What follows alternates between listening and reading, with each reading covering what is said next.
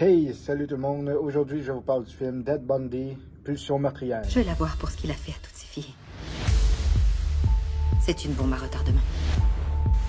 C'était un bon fils. Aucun homme n'est vraiment innocent.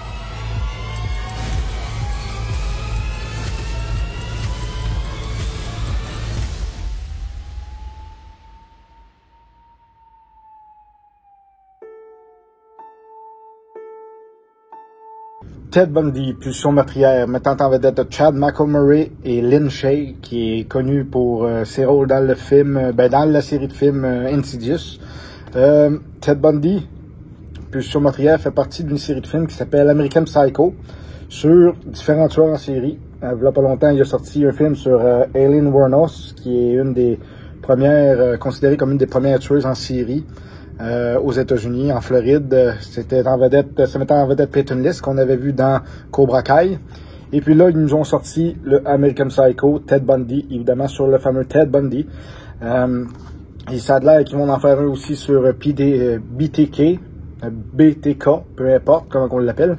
Puis aussi, ça a l'air sur John Gacy, et puis sur d'autres tueurs en série. Donc, parfait. Moi, je suis preneur, j'aime bien les films comme ça là, qui nous racontent des histoires d'esprit dérangé, puis qui fait qu'on en apprend plus un peu là, sur ces fameux personnages. Alors, Chad Michael joue le rôle là-dedans de Ted Bundy, évidemment le fameux tueur en série aux États-Unis qui est accusé d'avoir tué plus de 36 femmes. En fait, lui a reconnu avoir tué 36 femmes, mais les autorités disent qu'il peut en avoir tué jusqu'à 100 au moins. Un peu partout aux États-Unis, le Colorado, Utah, Ohio, Floride. Puis on apprend un peu plus, pas plus, mais on suit plus l'enquête des deux détectives là, qui ont mené l'enquête, puis la chasse à l'homme à travers tout le pays, là, les deux enquêteurs du FBI qui ont tenté de pogner Ted Bundy. Puis évidemment, ils l'ont pogné, parce qu'on connaît l'histoire. C'est pas un grand film, ok? L'histoire se résume à ça. C'est sûr qu'il y a quelques meurtres de Ted Bundy, évidemment, mais c'est rien de vraiment très graphique. Là, on n'est pas dans un décadence, on n'est pas dans même dans un Seven là, avec Brad Pitt et Morgan Freeman. Là, je veux dire, ça reste quand même généralement montrable là, ce qu'ils nous montrent. Par contre, ça reste que c'est violent, c'est des propos assez directs.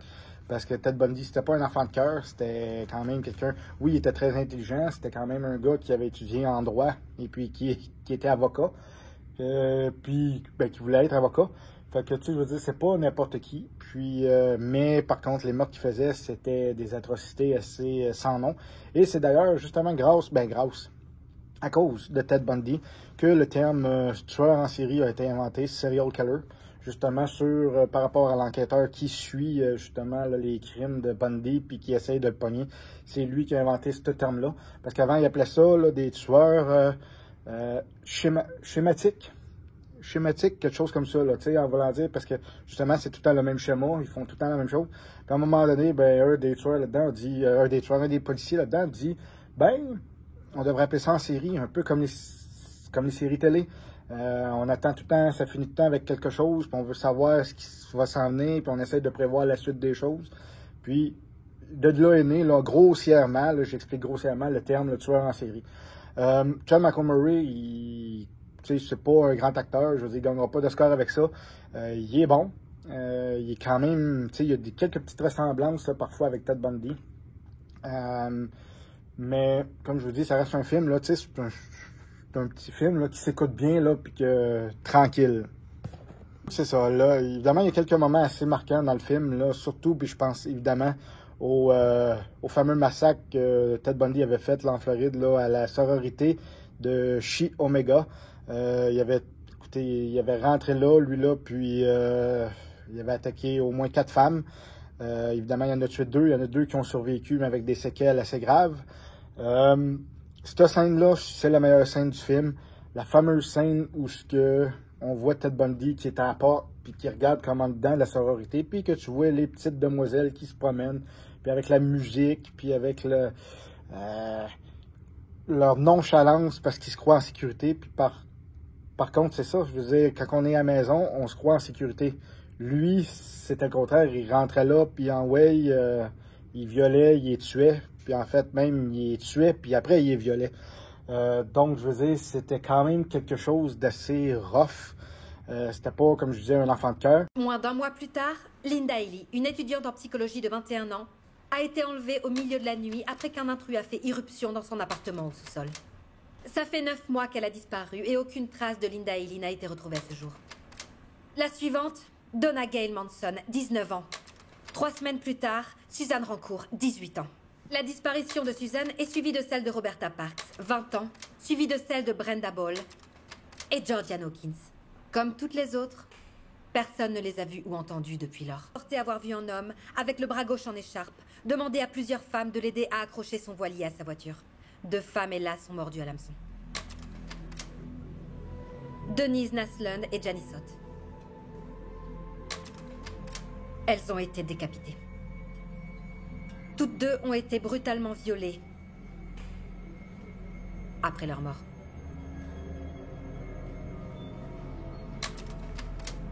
Plusieurs témoins ont confirmé avoir vu un suspect conduire une Volkswagen coccinelle beige ou brune. Quand le suspect les a approchés, il leur a dit son prénom. C'était Ted.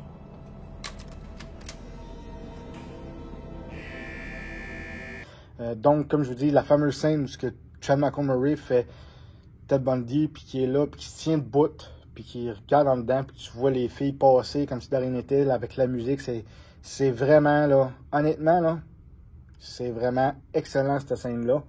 Puis cette scène-là, c'est vraiment incroyable.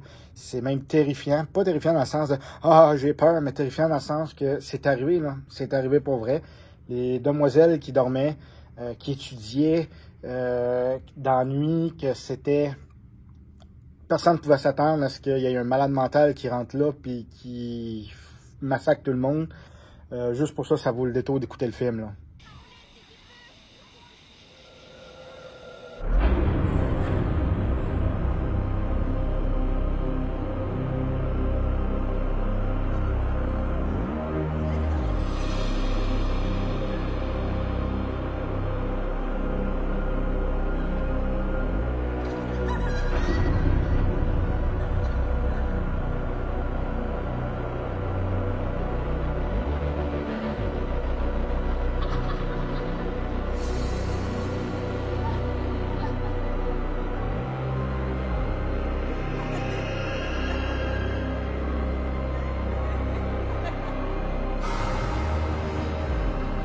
Évidemment, étant un film basé sur des faits vécus, c'est sûr qu'il y a des choses qui ont changé parce que, bon, on s'entend que personne n'était là quand que Ted Bundy a fait ses crimes. Là, je veux dire, c'est par rapport aux scènes, par rapport aux témoignages des témoins. Certaines personnes ont réussi, certaines filles ont réussi à se sauver quand ils essayaient de les enlever. Fait que, c'est des choses comme ça qui étaient reconstituées. Mais, bon, les discussions entre les 2 policiers, puis entre la gang de policiers en général, je veux dire, personne n'était là, fait qu'ils peuvent pas nécessairement non plus se rappeler quand que ça fait 40 ans de ça, mot pour mot ce qui est arrivé, là. Mais je veux dire, la reconstitution était quand même intéressante. C'était intéressant de voir comment le processus qu'ils ont fait. Seule chose qui m'a déçu, c'est qu'à la fin, dans le générique, tu sais, d'habitude, ils nous montrent les vraies images, puis tout ça. Ils nous montrent pas Ted Bundy. Ils nous montrent pas le vrai. Ils parlent qu'il a été finalement appréhendé après les crimes, justement, de Chi Omega. Qui est en prison, qui a passé à la chaise électrique en 89. Mais tu sais, on voit pas de véritables images d'archives de Ted Bundy. Puis ça aurait été quelque chose qui aurait été intéressant à voir. Parce que, tu sais, c'est un film basé sur sa vie, basé sur les crimes qu'il a fait, sur toute l'opération policière qu'il a déclenchée. Tu sais. Mais par contre, on voit les photos des vraies victimes. Ils nous racontent exactement les séquelles qu'ils ont eues, qu'est-ce qui est arrivé, les témoignages, puis tout ça. Les fameux, justement, les 2 policiers du FBI, dont la femme qui était dans cette équipe de policiers-là. Ça a été la première femme à être directrice adjointe au FBI. Donc, tu sais, c'est quand même des choses intéressantes à savoir, puis qui est le fun pour quelqu'un qui aime, justement, ce genre de série-là de tueurs en série, puis pourquoi qu'ils font des gestes comme ça, puis que, en fait, personne ne peut réellement comprendre qu'est-ce qui porte une personne à faire des actes terrifiants comme ça, là. Donc, comme je vous dis, c'est pas un grand film. Ça s'écoute. Mais tu sais, c'est pas... Ça révolutionnera pas le genre. Il y a des documentaires en masse qui est encore meilleur que ça là, sur les crimes de Ted Bundy.